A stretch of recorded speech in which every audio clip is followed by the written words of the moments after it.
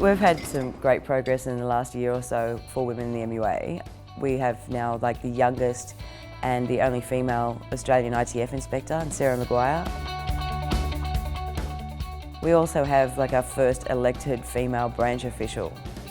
It's a pretty exciting feeling. It's nice to know that people have got faith in you, that you can deliver on some of the stuff you've spoken about, that they trust you.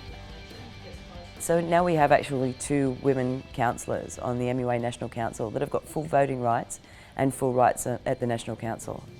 One of the reasons that I got heavily involved with the Women's Committee in Victoria was to be a mentor for younger women coming into the industry.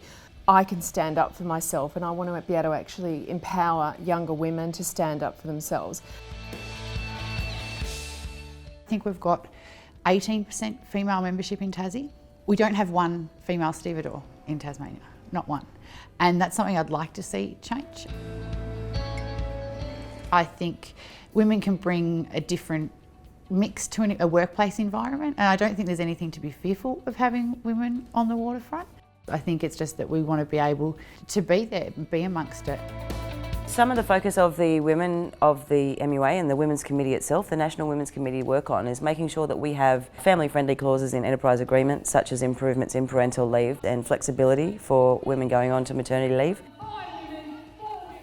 Our national councillors are all white women ambassadors, and for that to mean something and for that to turn into real action, we've committed to making sure that there's domestic violence clauses in enterprise agreements. People that are going through situations of domestic violence are able to take time off to go and visit doctors, lawyers, or move house, or do something to be able to remove themselves from the situation that they're in.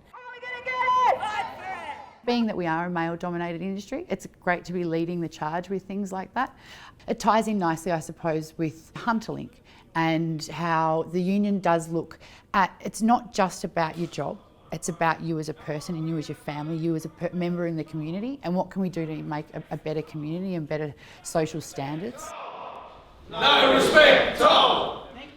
A couple of years ago we did a survey of our members to find out what was going on in the industry about workplace bullying and harassment. And we found, which was quite shocking, that we had such a high rate of incidents of this. And it wasn't women, as you would expect. It was, men and women that were being subject to bullying and harassment. 50% of people had been bullied and intimidated in the workplace. So you've got, when you're taking the gender out of it, that's really not good.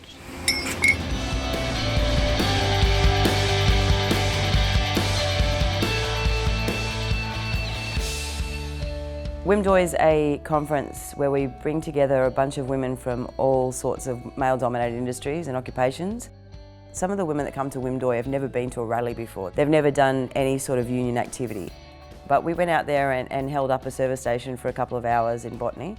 BP is once again chucking another ship on the scrap heap. They're going to dump these workers this month. I'm a 3rd-generation seafarer, so it was important for me to go to the stop work meetings and actually see what is happening. We are union, we will fight! So what we've done now in Victoria, it's a small committee but very, very strong committee. We're getting women more comfortable to coming to the union. That's our future as well, and if we don't become more involved, we're going to lose this industry, and I don't want to lose this industry. Because it's not just a job, it's a lifestyle.